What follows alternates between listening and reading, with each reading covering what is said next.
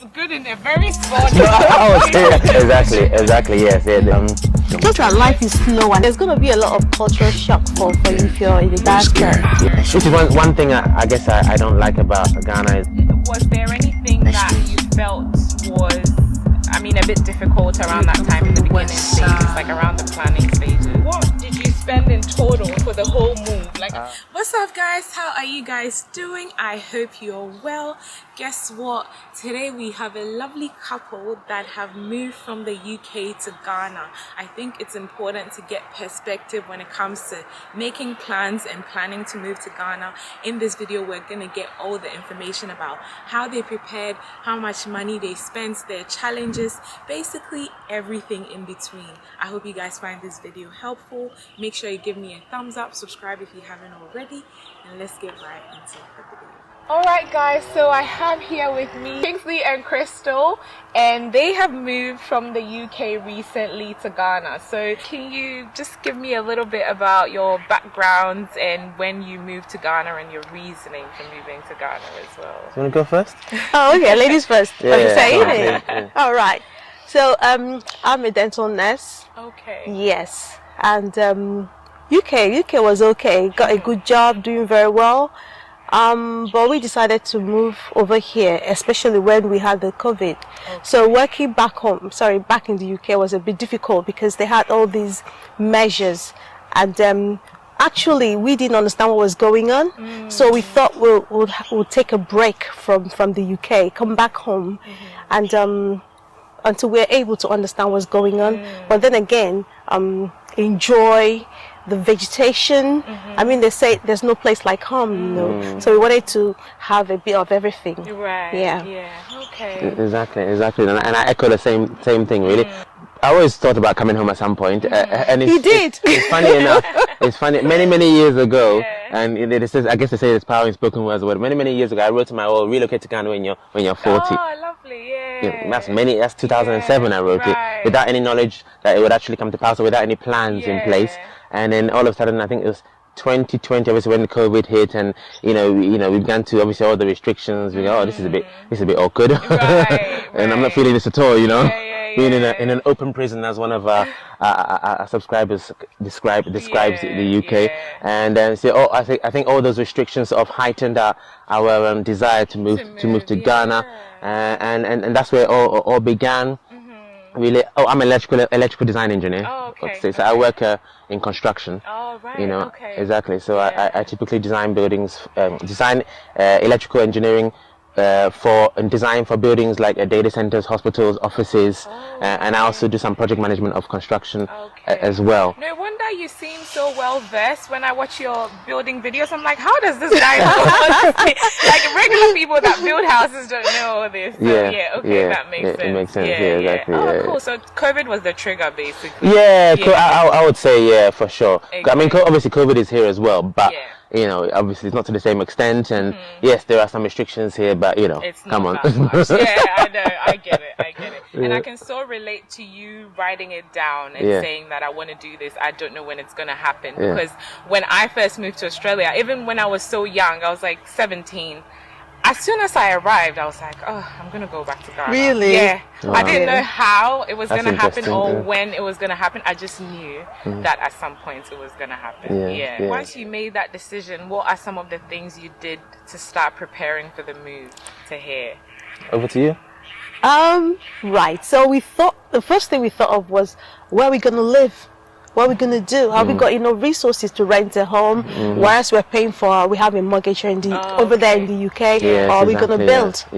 So that was a bit of a problem for us. So we thought of how we're going to break that into bits and pieces in order to come up with something tangible. So So and she's absolutely right. And obviously in all those sort of how do we do it, and the brainstorming exercise, we initially thought of buying a ready built property. So and sort of our first port of call, we looked at some properties in Apollonia. I'm sure you probably know it. And I think the pricing was, what was it? I think we looked at a 4-bedroom house, and it was 100 at the time. It was 100 $185,000, something. It's still the same, It's still the same. And I thought, okay, fine, yeah, we could probably do that, ready made, and no hassle, just go for it. Yeah. And that's what we told our family members here. That's what we're gonna do. I said, okay. And they said, man, look at this small house. Yeah. Ghana now. This room is a small room, man. Come on, small on half a plot. You can take. He said, he told me, my uncle, you can take, let's say 75% of that. And build your own house. Have 4 times the space. Have your own design. You're into construction. I can help you out. Let's do this. So that's where it all began. I said, okay. And to be fair, Crystal was the main driver. I was still a little bit nervous, simply because of all the things you hear about construction, about relatives, and the rest of it. So I was still a little bit nervous. But I think with her mentioning it initially and me rejecting, no, let's just buy, and then my uncle sort of reaffirming, so I had 2 against 1. I said, okay, fine, whatever. Are you glad you did it though? Yeah, I am glad. There has been various challenges, so I'm sure we'll go through them. Yes, exactly. Yeah. For sure. Yeah. Okay. Yeah. So did you get the land whilst you were still overseas? Yes. How indeed. did you do that? Well, I started off by simply going to Micasa.com. Oh, okay. MEQASA.com for those who don't know. Just had a search around the various areas. Had a look at the pricing, and obviously connected with the agents directly, obviously via WhatsApp. We just had various conversations, and obviously when I found any that we were interested in, then we just contacted our uncle to make contact and to physically go and have a look and to see if what's on paper matches what's on the ground. Yeah, that's very important. Yeah. Was there anything that you felt was, a bit difficult around that time in the beginning stages, like around the planning stages? Well, I would say, well, first of all, we weren't sure, because normally when they give you an estimate of a property, how to erect your property, or what it costs to erect your property, at the end of the day, it's going to be much more expensive. So we're looking at, so if this happens, have we got any backup? Have we got more resources? Exactly. That's a very good point, because that's a very good point, a very good question, because to add a bit more meat to the bones on that, the main challenge was that when we got the plans for the building we wanted, and we had the estimate, we definitely didn't have the finances, the bulk finances to deal with that amount. So that was if you feel like an initial obstacle, but where there's a problem, there's always a solution. Absolutely. So we sort of, okay, what do we do? What we do? And we started, okay, well, let's remortgage. So we remortgaged the current home in the UK, and that gave us the extra finances, or the boost, if you like. Still not necessarily the full amount, but you don't need to wait to see the full amount in your account before you start moving. You start moving by faith, and you have income coming in as you go along, and you just go for it, really. So that's sort of. I think that's so important, because a lot of people that want to come to Ghana, they're waiting for there to be this magical savings amount in their account, or they want something special to happen before they even start making arrangements. But you just kind of have to have a bit of faith. You do, because and the longer you wait, also the more the prices of materials are appreciating. Iron rods have gone up massively when we were building in initial stages, and things just go up and up and up. So you just got to start. You just have to have the right mindset that it's going to work. You've got to put in everything to make sure that it works. So what we did was we had a discussion that obviously we weren't going to wait for the whole property to be all dusted, finished and everything before we moved in. That if we could get a room or 2 in place, toilets and the kitchen, then we could move in, and then we could complete over time. Exactly. We definitely started building in the so the purchasing of the land, the first spade in the ground, 14th of October 2020 was when the spade first went into the land clearing began, if you like. So yes, we our uncle oversaw. You guys are really lucky to have a reliable person. Yes, we thank God for that. People struggle with that. It is a big struggle, and having been down here, yes, sometimes it's not black and white. Sometimes it may be the relative, but a lot of times it's the artisans as well, because they're a headache in themselves. Oh, mate. I know. That may sound like a UK accent. So you're Australian. That's true. My accent is kind of all over the place. I have a bit of everything. There's a bit of Ghanaian, a bit of UK. I don't know where I get it from. Exactly. It was a good 8 months. before we came over. Yeah. And by the time we came over, I think the ground first, roof. Yeah. Had all been done. Yeah, that all been done. Yeah, that's true. Had all been done. So how long ago did you move to Ghana? We got down here at the end of May-ish. End of May 2020? 2021. Okay. So it's been almost a year now. Where are we? February, yeah. So minus 2 months, 9 months. Okay. So we'll come back to the housing. Yeah. But aside from the housing, what else did you guys do in preparation for your move to here? In preparation, obviously, I think the main thing for us is obviously to maintain our source of income as much as possible. There were a number of factors, not just my dad has been ill for a while, who unfortunately just passed away a couple of months ago. Yeah, so and then we've got some other family commitments, and fortunately my company allowed me to work in Ghana. Oh, good. Yeah, Okay. so that's the silver. Every cloud has a silver lining. Yeah, so the cloud of COVID has a silver lining that you can work remotely from anywhere in the world. Right. So once that was secured, I was like, oh, hallelujah. It makes sense to come then. Yeah. So that was the main stumbling block, if you like. And then obviously another stumbling block, I guess, is we knew our house wouldn't be ready immediately we came in. So it's about where do we live temporarily and where do we go and all that stuff. Do you want to touch on that? Yeah, we looked at a few places, isn't it? The hotel where we were at. Yes. Yeah, so we thought that we will have to stay in a place, and we had to make available the resources as well. Yeah. But in preparation to how we're going to live here, what I did in particular was, because obviously I didn't think that working as a dental nurse here would be very beneficial for me, because there will still be COVID restrictions, and I don't want to put anybody down, but being used to working in the UK, with all the facilities they have, it's a huge change. So I wasn't ready to do that. So what I did, because I also have a clothing line, what I did was to buy some machines, secure myself some machines, so that when I come over here, I will be able, when we're ready, to employ people and then teach them what I know already, and maybe get a few training as well. So that was what I did on my own part to get myself prepared. To be financially sustainable. Okay, so are you making the clothes here now? I haven't started because I need to set up my machine. Okay. So Yes. did you quit your dental job before? Yes, I did. Okay. So you're the one that has yours going. Yes. And is it like a forever thing where you can work remotely, or it's like temporary? It has a limit to it. Oh, okay. But that will be negotiated at the time. At the time. Exactly. Cool. Another point to Crystal's and to your question, apart from where we're going to live and all that, it's also about relocating all our stuff. Oh yeah. Because that's a significant headache in terms of the labor doing it. Packaging. I'm sure you can touch on that a bit more, and also the cost involved as well, and the time to wait and the rest of it. Right. Okay, so have you moved it yet, or you're still? Everything has come. So who did you use? How did that? We've got a video on our channel that covers two videos that cover that. Okay. Yes, we used a company called.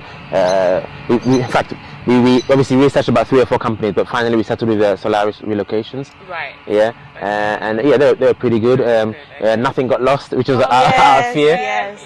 Nothing got broken. Yeah, that's important as well. Because when we were initially reviewing, my God. I know. the companies we saw, and I can't remember the names now. The name escapes me. But basically, the reviews and this got broken and this all got lost, and the customer service is poor, and these are typical Ghanaian companies. It's like, oh my God, this is scary. Yeah. So unfortunately, although it sounds bad, I had to sort of swerve, let's say, swerve the Ghanaian type companies, and unfortunately I had to go to the other type companies. And maybe that would encourage them to do better, because nobody wants to break their stuff. Exactly. That's what they paid for. Exactly. Yeah. I mean, people always say, "Oh, buy from Ghanaian companies, buy from." Yes, that's true. We have to patronize our own, but at the same time, they need to also make the effort to come to standard. Exactly. The needs of the people. Exactly. They're not just going to come to you automatically. No. Because you're Ghanaian. Exactly. The service has to be good. Exactly. And that's a significant expense as well. What did you spend on that? Well, you have a lot of stuff, first of all. Yeah. I mean, that's our whole house, isn't it? So like furniture, yes, beds, everything. Yes. Yeah, the only thing we didn't bring along was just the cars. We got rid of the cars. Exactly. But we're talking about a 40-foot container. So you know the size of 40, so it's huge. So 40-foot container, door to door, from the UK to Accra, the packing, you know, including the everything altogether was £8,500.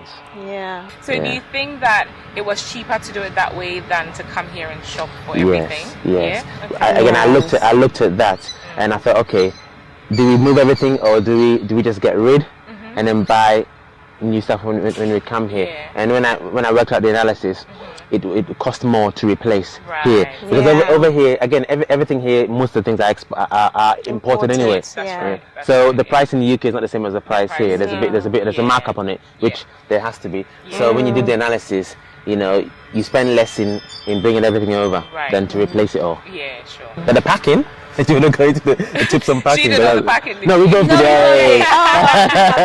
We both did it. Yes, We did it. yeah. Although to be fair, she probably did more than I of did, it, but I yeah. did. Yeah, I did a lot. Yeah. You know, when you're relocating, that's when you realize how much junk you have. It's Right, true. I know. You know. I know.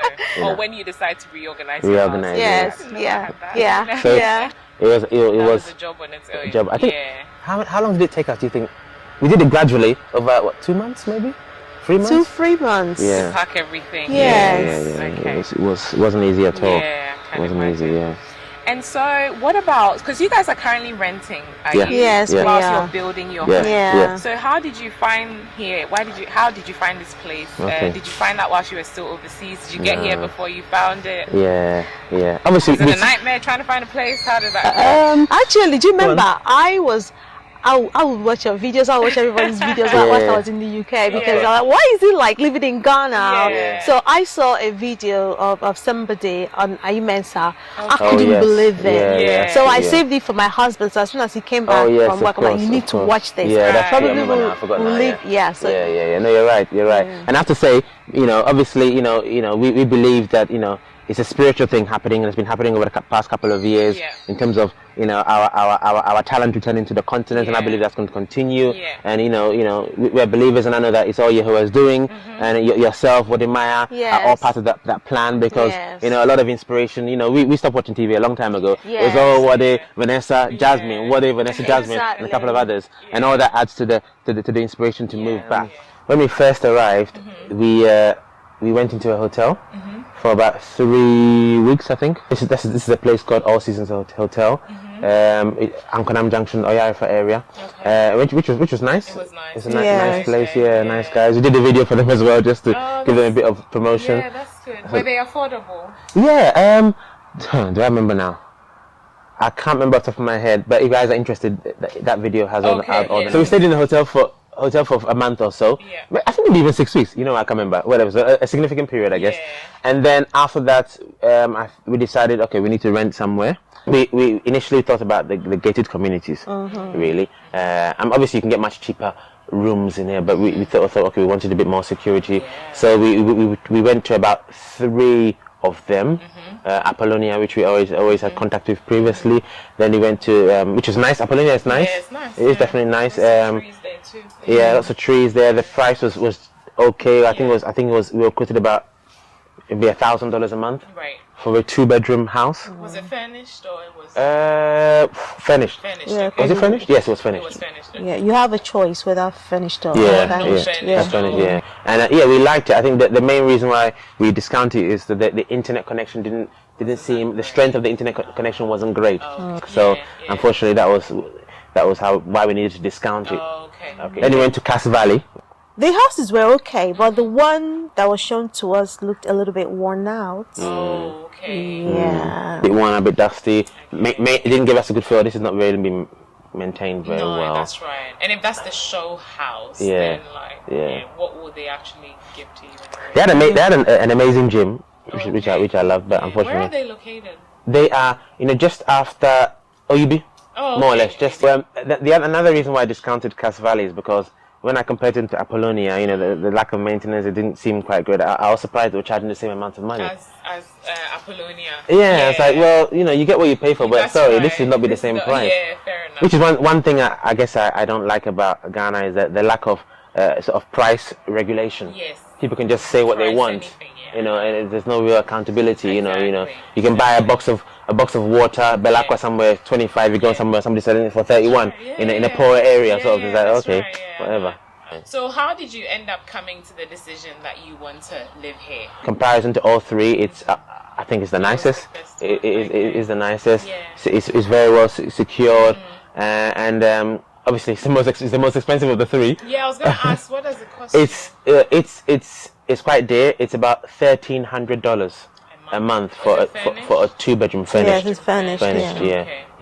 And you have to pay 3 months up front. Okay. The electricity is fairly stable, Yes, especially recently. Yeah. Is that all inclusive of that, like electricity and Oh, stuff? no. You pay that. You Pay pay electricity, that. pay gas. Okay. And if you got your own, you pay for your own internet as well. I don't know about water because some people do pay for water, but Yeah, I think it's a part of a service charge. Yeah, Is it? yeah. So in terms of that, what's the plan around, like, do you have a plan around how long you want to be here before you move into your building, your home that you're building? yeah, do you know what? Yeah, each time we say, okay, in 2 months' time, then something comes up, and then we say in 3 months' time, something comes up. But so far, so good. So we're thinking probably maybe by May. By the grace of Yahweh, Yeah. I mean, the thing about in construction in general, all over the world, you have a construction program, but as you're obviously going along the program, there are challenges come into play, and coordination between the trades, and that can delay a few things in here. And then dealing with the Ghanaian artisans takes some special effort as well, and again, there are delays that you have no control over. In that regard as well. Okay. So how long has it taken you to get to this point in the building?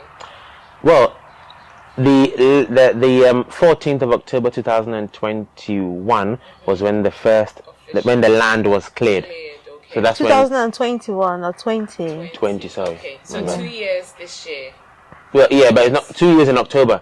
Okay. So the pictures that they are seeing as we speak is 16 months of effort. Oh, okay. That's pretty good. You guys have done really well. Thank to you. get that far in such a short period of time. So at what point are you now? Like what needs to be done now? What needs to be done now is we're just about to put the front gate in. So we need to do the air conditioning. Okay. We need to do the kitchen appliances, laundries and stuff like that. Sure. We need to do the toilets. The toilets and the showers and all that stuff. Okay. Those are the three main things. Right. The landscape hasn't been done to what we want finally, but that doesn't stop us from moving in. So in terms of the critical items for moving in, as my wife said, is the bathrooms, the actual baths, toilets and stuff like that, the air conditioning, and the appliances, kitchen appliances, really, because obviously we brought our furniture, so that part is easy. But finishing is not easy as well, because there's a significant cost to that as well. Appliances are expensive. So, I mean, I feel like you guys have done so well, as I said, to come this far in such a short period of time. What advice do you have for people that are building out here that want to come and live here as well, to make, well, I mean, I don't think the process was smooth, but like to make the process as easy as possible? So I guess if you're in the diaspora, US, wherever you are, and you want to build in Ghana or wherever in Africa, so I think it's quite similar, then obviously, you need to get the land first, and I think the advice is to try and get somebody you trust, which I know is not easy. It's not easy, but if you can, that would be ideal. But if you can't, then what you can do initially, you can come over, let's say for a couple of weeks or a month to secure the land. Make sure it's in your name, make sure the paperwork is in your name, all the right paperwork. And if you don't know the process of securing the land, again, I've got a video on that, and you can link. So I'm going to overload your description of video links. That's fine. Yeah. They need to check out your channel. I think anybody building needs to check out your channel. There's so much information. Thank you. So there's about 20 steps to how to buy a land in Ghana. There's a video on that. So understand, and even if you're not into construction, it is good to have a fundamental idea of what's going on. And we tailor our videos. I try not to make it too technical. I try to make, I believe that most things can be explained in a simple fashion, so anybody from any background can understand. So if you go through that, so that in Ghana, if people are trying to pull the wool over your eyes, you can spot it. Which they will. Your diaspora dollars and pounds, they will. They will. When they hear that accent, their mind changes. I know. Exactly. So try and get somebody you trust, or come over yourself for the first month if you can't, and get that land, and then from there you can then start move gradually from there. Even in your month here, you can probably get some connections, where you can get somebody you trust within that time period. Even if you can establish a builder. Again, through recommendations as well. Somebody else is building, and through recommendation you can establish it, but you can go in piecemeal. Okay, this is the foundation. I'm going to give you this piece to start with. You never pay everything up front. I'll give you 10%. Show me what you've done with that 10%, and then carry on from there. And then come regularly. Yeah. Okay. To check in on it. Guys, I wanted to say that sometimes there could be this issue of the land being sold to somebody else. Yeah. So you guys have that? We didn't. We didn't. But the house next to us, the property next had that kind of problem. So we were really blessed we didn't have that problem. So it would be nice to check it out very well. There's this land registry, Kingsley. Yes, Lands Commission. Yeah. Which again, and that's all part of those 20 steps. Okay. To check, as Crystal said, check if the land hasn't got any litigation issues. Check if it hasn't been sold to two people at the same time. Check the price itself, market the price against other lands in the area, and just go to the Lands Commission. There's a search that you can do. There's a quick search. There's about 200 cities they can do to just do a quick return to make sure the person who's selling the land to you is the rightful owner. Right. You don't want any litigation issues whatsoever. It's a nightmare to deal with. So, and you mentioned, obviously the cost of buying a house that had been built already, and that was quite high. So now that you are building your own, what have you spent until date?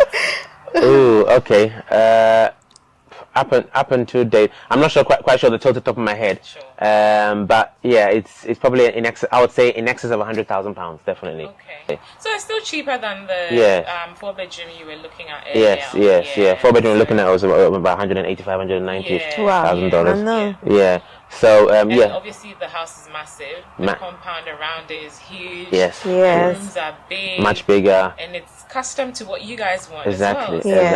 Exactly. And it's like I said, 4 times the size of the Apollonia 4-bedroom house plot. So there's all those advantages to your taste.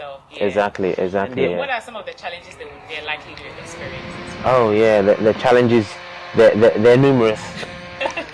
Don't be discouraged. Exactly. Yes, they're numerous, but what's worth doing is worth doing well, and the benefits, as we just talked about, are worth it. So it's still a good thing to build for yourself. Some of the challenges are, I guess, project managing the artisans. And I guess it depends on how you do it. Sometimes you can get all the artisans to report to the main builder, if he's that type of person, and not all builders can do that. Right. Okay. Or if you don't have that kind of person, then obviously you'd have to manage the heads of the various trades yourself, which can be done. That's what I do. Don't pay everything up front. Negotiate. Yes. Again, we talked about price regulation earlier. In general in Ghana, that's also an issue. So if you want to, let's say, employ somebody who's going to do your tiles, you need to find 3 other quotations. Compare and contrast them to make sure you are in the right ballpark. So, for example, our windows went to 3 different people. One of them was charging about 31,000 Ghana cedis.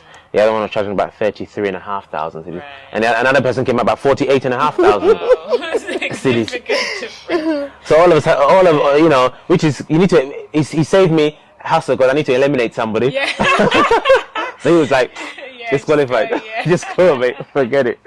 So I just focused on the 31 and the 33.5, and then we settled on the 33.5 for various reasons, and those type of this is what you need to do. And if you are here, then be on site as much as you can. Yes. Do you want to talk about some of the issues? I was going to say there's going to be a lot of cultural shock for you if you're in the diaspora. Because when people in the diaspora, when you have all these people working for you, they're very professional. They do the work, they clear the debts, they are on time, they make sure that they do the right thing because they need the recommendation. But here, I see it a little bit different because sometimes they don't even pick their calls. They're supposed to be on site, say 8 a.m. 9, 10, they're not even there. And 12. Sometimes they go like, I'm coming. That's the part I don't like. I'm coming. They're not gonna come. You will not see them. So you gotta learn to be patient. Yeah. That's it. Yeah. And these are the inherent issues that add to the delays.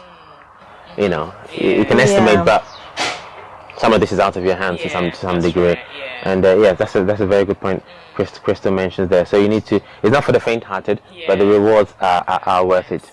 So definitely, if you want to build, go for it. Just make sure, knowledge is power. So make sure you have a good degree of knowledge. Just look at it as a kind of adventure, or maybe a learning process as well. You're learning, and you'll be fine. Exactly. Exactly. And how did you find your workers? Basically, again, my uncle, he recommended the same builder who built his house. Oh, okay. So that's where it started. That's where it started. And he's done a relatively good job. Again, no one is perfect, but he's done his best. He's done his best. He's done it in his, because he's, to be fair to him, he's been used to dealing with people who don't necessarily know what they're doing. So I've been a significant challenge for him. Why are you doing it this way? This, that, and sort of thing. But he's managed. So how have you guys found settling in Ghana so far? Is it everything you expected? Is it better than you expected? Is it harder than you expected? I'll let Chris. Oh God, you're gonna ask me to say something now. Well, settling is okay. It's actually, it's okay. Obviously, it's Africa, and then being here, it makes it a little bit more adjustable. Because it's not much different from where we live in the UK. I mean, the environment. It's only when you go out that you know that you're not really there. But then again, the sun, the heat. I'm still trying to adjust to that. What about you? How's settling going for you? I think it's what I expected. Like I said, although born in the UK, I lived in Ghana in my teenage years. So I lived in Ghana for 8 years or so. So a bit similar to you. To me, a bit there and a bit there. So I was already, I had already put in my mind that I'm going to make this work. I'm going to. So if you face a few obstacles here and there, then it's just part of it. Obviously the processes are longer here. It's just things are a little bit frustrating. Obviously, the customer service can be good in places, but can be a bit of annoying. It's good in a very small. I was trying to be kind, but yes, it can be terrible. But it's all part of it. We can get by. It's not that bad. We can get by, Sure. And the processes are obviously, long-winded as well. I had to get my Ghana card the other day, and that was long. If you don't know anyone over there, I know. Exactly. It's just a pain. Which is terrible. I know, it shouldn't be that way. There is one thing I don't like about Ghana. And one thing I don't like about Ghana, or I guess maybe the mindset, is that, from what I've experienced, is that the Ghanaian society seems to prefer things foreign, all things foreign, which I don't like at all. No, it's disgusting from everything. Because the Ghana card, we had to get one for Crystal, and because she's not Ghanaian, she had to get a non-citizen Ghana card. So we went to Core Bank in Laboni. Fantastic. Environment, amazing. Customer service on point. An hour and 10 minutes in and out, card done. You have to pay $120, but and that's why. You know what I mean? That's why. But then it shouldn't be. It should be the same for everyone, isn't it? Do you know? For me, even though I've been away, I mean, I've lived in Nigeria, and then I went to the UK. Then you kind of get used to a certain system. Then coming back here and seeing the way things work kind of reminds you of something you've forgotten. Like sometimes difficult to live that life because something you left behind, probably you've forgotten all about it. So it's like new to you all over again. Just that life is slow and a little bit laid back here, so you have to have that at the back of your mind that's what you're going to expect. And it's interesting because I feel like we all come here because of that, but at the same time, that's why we hate it as well. I think it can be laid back, but when it comes to business, there should be some urgency to it. Because without a sense of urgency, desire will lose its value completely. That's right, because they're laid back in everything. Doesn't matter what it is. Exactly. And I guess one good thing about being in Africa or in Ghana is that obviously there are entrepreneurial opportunities all around us. For those who have that desire. That is. So which is good as well, even from the ground upwards, you know. Okay, well, my final question to you guys, I want to know what has it. Final, we done already. We done already. I was enjoying this. Keep on going. We can go more if you like.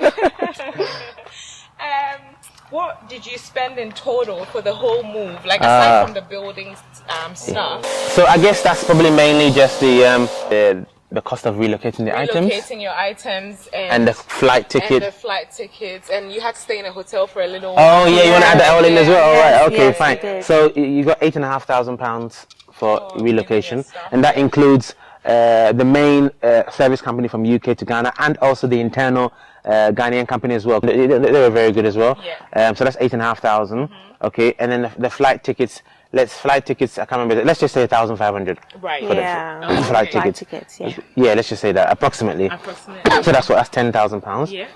And then the hotel again. I can't remember. I'm trying to remember from memory. Yeah. I think it was about $40 a night, something like that. Okay. And I think we stayed there for about 6 weeks. Yeah. For the relocation, the flight, and the hotel. And the place where you stayed for about £11,200, which is about $15,000. Let's say.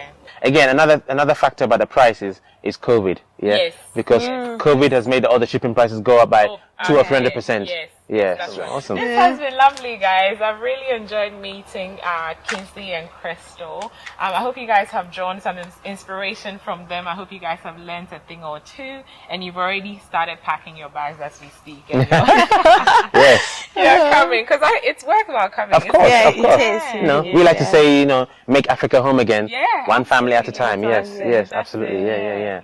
Yeah. So thank you guys for watching. Don't forget to give us a thumbs up and check out Kingsley's channel. I'll leave a link to all the videos we referred to in the description box below. Don't forget to follow your bliss. So now life is short. Follow your bliss. Na nipa yedeng. Follow your bliss. Na diebesi biya and follow your bliss. Na dene mada. Take care, guys. I'll see you in the next one. Bye. Cheers, guys. Bye.